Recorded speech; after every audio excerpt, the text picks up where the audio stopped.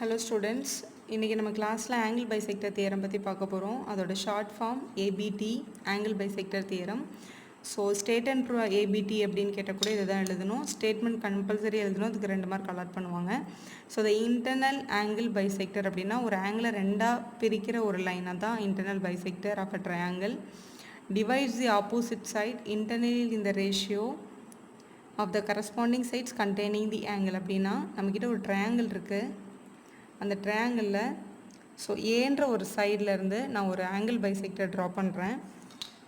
So அந்த angle பைசெக்டருக்கு நம்ம டின்னு name எடுத்துக்க போகிறோம்.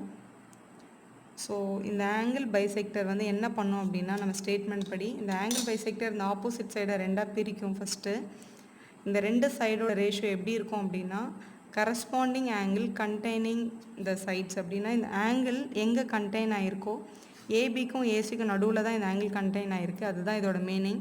Corresponding sides containing the angle. இந்த ஆங்கிளை கண்டெயின் பண்ணியிருக்க 2 சைடோட ரேஷியோவும் இந்த ஆப்போசிட்டோட ரேஷியோவும் சேமாக இருக்கும் அப்படின்னு சொல்கிறாங்க. ஏபி பை ஏசியும் பிடி பை டிசியும் சேம் அப்படின்னு சொல்கிறாங்க. அதுதான் நீ ப்ரூவ் பண்ண வேண்டியது. To prove AB by AC is equal to BD by DC. So first எப்போவுமே ப்ரூஃபில் கிவன் எழுதணும். நம்ம ஒரு ட்ரையாங்கிள் எடுத்திருக்கோம். ஸோ இந்த ட்ரையாங்கிள் ஏபிசி ஏடிஎஸ் ஆங்கிள் பைசெக்டர்னு எழுதியாச்சு. ஸோ நீ ப்ரூவ் பண்ண வேண்டியது AB by AC is equal to BD by DC. ரொம்ப சிம்பிளாக எழுதிடலாம். ஸோ டயக்ராம் இப்படியே வச்சு நம்மளால் எதுவுமே ப்ரூவ் பண்ண முடியாது. ஸோ நம்ம இதில் ஒரு கன்ஸ்ட்ரக்ஷன் பண்ண போகிறோம். கன்ஸ்ட்ரக்ஷனுக்காக first draw a line through C which is parallel to AB. அப்படின்னும் போது ஸ்கேல் வச்சு ஏபிக்கு பேரலாக சியிலேருந்து ஒரு லைன் ட்ரா பண்ண சொல்லியிருக்காங்க. ஸோ சியிலேருந்து ஏபிக்கு பேரலாக ஒரு லைன் ட்ரா பண்ணுறோம் நம்ம இப்போது. ஸோ இப்படி ட்ரா பண்ணியாச்சு. ட்ரா பண்ணதுக்கப்புறம் extend the AD to meet the line C. அப்படின்னா ஏடியை எக்ஸ்டெண்ட் பண்ணி சியிலேருந்து வெளியில் வர்ற லைனை மீட் பண்ணுங்கள். அதுக்கு நேம் ஈன்னு வைங்கன்னு சொல்லியிருக்காங்க. ஸோ இந்த ஏடின்ற லைனை எக்ஸ்டெண்ட் பண்ண சொல்லியிருக்காங்க. ஸோ எக்ஸ்டெண்ட் பண்ணி ஆல்ரெடி வெளியில் ஒரு லைன் ட்ரா பண்ணியிருக்கீங்களா, அது கூட மீட் பண்ண வைங்க. ஸோ இப்படி மீட் பண்ணிடலாம். ஸோ இந்த 2 லைனை மீட் பண்ணுற இடத்துல ஈன்ற பாயிண்ட்டை எடுத்துக்கணும். ஸோ இதுதான் உங்களோட டயக்ராம். ஸோ இந்த டயக்ராம் வச்சு உங்களோட ப்ரூஃப் பண்ண போகிறோம். இப்போ நம்ம already question angle A is angle பைசெக்டர்னு சொல்லியிருக்காங்க. ஸோ இந்த 2 ஆங்கிளும் ஈக்குவல், கண்டிப்பாக அது ஈக்குவலாக தான் இருக்கும். ஸோ இது ஆங்கிள் 1, கண்டிப்பாக இதுவும் ஆங்கிள் 1 தான் டெஃபினட்டாக. ஸோ இது ஆங்கிள் பைசெக்டர் அப்படின்னும்போது இது 2 ஈக்குவல் ஆகிடுச்சு. ஸோ இது ஆங்கிள் 1, டெஃபினட்டாக இங்கே கூட ஆங்கிள் 1 இருக்கும். அது ஏன் அப்படின்னா ஏபியும் சிடியும் பேரலல். ஸோ நம்ம அதுதான் நம்மளோட ஃபஸ்ட்டு ப்ரூஃபாக எழுத போகிறோம். இந்த ஆங்கிளோட பேர் என்ன அப்படின்னா பிஏஇ ஈக்குவல் டு இந்த ஆங்கிளோட பேர் என்ன அப்படின்னா ஏஇசி. இது 2ம் ஈக்குவல். ரீசன் என்னென்னா alternate interior angles R equal அப்படின்னு எழுதணும். ஆல்டர்னேட் இன்டீரியர் ஆங்கிள்ஸ் ஆர் ஈக்குவல்னு எழுதிக்கோங்க. மோரோவர் ஏன் அந்த ஆங்கிள்ஸ் ப்ரூவ் ஆகுது அப்படின்னா ஏபின்ற சைடும் சிஇன்ற சைடும் பேரலாக இருக்கிறதுனால இது ப்ரூவ் ஆச்சு அப்படின்னு எழுதணும். நெக்ஸ்ட்டு இந்த 2 ஆங்கிளும் ஈக்குவலானதுனால என்ன ஆகுது அப்படின்னா ஏசிஇ அப்படின்ற ட்ரையாங்கிள் வந்து ஒரு ஐசோசெல்ஸாக மாறுது. ஏன் அது ஒரு ஐசோசெல்ஸாக மாறுது அப்படின்னா இந்த ஆங்கிளும் 1, இந்த ஆங்கிளும் 1. ஸோ எந்த ட்ரையாங்கிளில் 2 ஆங்கிளும் சேமாக இருக்கோ அது ஒரு ஐசோசெல்ஸ் ட்ரையாங்கிள். ஸோ இந்த ஏசிஇ வந்து கண்டிப்பாக ஒரு ஐசோசெல்ஸ் தான். ஸோ ட்ரையாங்கிள் ஏசிஇ இஸ் ஐசோசெலஸ்ன்னு என்னால் கண்டிப்பாக சொல்ல முடியும்.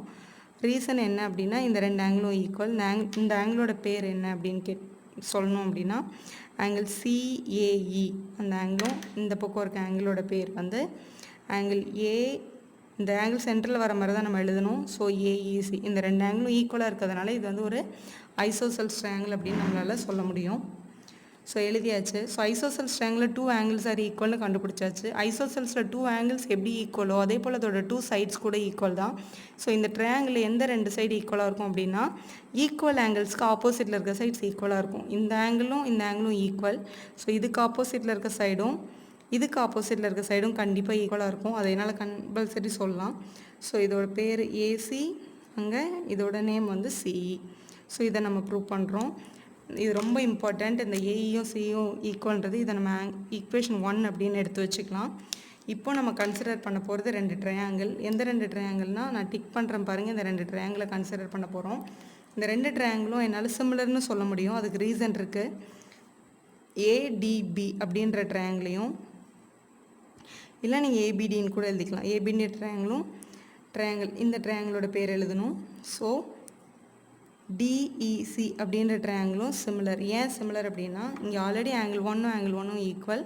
அதே போல் என்னால் இது ஆங்கிள் 2 இது ஆங்கிள் 2ன்னு கூட சொல்ல முடியும். ஏன்னா இது கூட ஆல்டர்னேட் இன்டீரியர் ஆங்கிள்ஸ் தான். மோரோவர் இது கூட வெர்டிக்கலி ஆப்போசிட் ஆங்கிள்ஸாக இருக்குது. ஸோ எல்லா ஆங்கிள்ஸுமே ஈக்குவல் இந்த 2 ட்ரையாங்கிளுக்கும். ஸோ இது வந்து கண்டிப்பாக ஒரு சிமிலர்னு சொல்ல முடியும். சிமிலர் ட்ரையாங்கிள்ஸோட கரஸ்பாண்டிங் ஆங்கிள்ஸ் ஆர் ப்ரொபோஷனல் உங்களுக்கு தெரியும். Corresponding sides are proportional. So இந்த 2 ட்ரையாங்கிளுக்கும் கரஸ்பாண்டிங் சைடு எழுத போகிறேன். இந்த ட்ரையாங்கிளோட பேஸ் எடுத்துக்கிறேன் ஏபி. அதே போல் மேலே இருக்க ட்ரையாங்கிளோட பேஸ் எடுத்தோம்னா சிஇ அப்படின்னு நம்ம கண்டிப்பாக எடுக்கணும். ஸோ எடுத்தாச்சு. ஸோ இந்த ட்ரையாங்கிளோட இந்த சைடு பிடி, இந்த ட்ரையாங்கிளோட இந்த சைடு வந்து CD. So BD by CD அப்படின்னு நம்மளால் கண்டிப்பாக எழுதலாம். ஸோ இதில் எந்த டவுட்டும் இல்லை. இது கரஸ்பாண்டிங் சைட்ஸ் ஆர் ப்ரொபோஷனல், அதுதான் அதோட reason. Corresponding sides are proportional அப்படின்னு எழுதிக்கோங்க. எழுதியாச்சு. ஸோ இதில் நம்ம ப்ரூவ் பண்ண வேண்டிய ப்ரூஃப்லேருந்து பாருங்கள், ஒரு சின்ன சேஞ்சு தான். ஒன்றுமேல இந்த ஏஇயும் ஏசியும் ஈக்குவல், அதை இங்கே அப்ளை பண்ணிட்டா போதும். ஏன்னா சிஇ அப்படின்ற லைன் வந்து ஆக்சுவலாக டயக்ராமில் கிடையாது. சிஇன்ற லைன் நம்ம எக்ஸ்டெண்ட் பண்ணது. ஆக்சுவல் ஏபிசின்ற ட்ரையாங்கிள் இந்த சிஇன்ற லைனே கிடையாது. அதனால் இந்த சிஇ எடுத்துகிட்டு அதுக்கு பதிலாக இந்த ஏசி அப்ளை பண்ணிட்டா போதும். அப்போ AB by AC equal to BD by DC அப்படியே இருக்கட்டும். டிசினும் எழுதலாம், சிடினும் எழுதலாம், ரெண்டும் ஒன்று தான். இது எப்படி வந்துச்சு அப்படின்னா இந்த சிஇன்ற இடத்துல ஏஇ போட்டதுனால தான் வந்தது. ஃப்ரம் 1 அப்படின்னு எழுதிக்கோங்க. இங்கே எழுதிட்டா முடிஞ்சிச்சு. ஸோ ஹென்ஸ் ப்ரூவ்ட் அப்படின்னு சொல்லி இங்கே தியரமை நீங்கள் எப்படி கம்ப்ளீட் பண்ணிடலாம். தேங்க்யூ ஃபார் வாட்சிங்.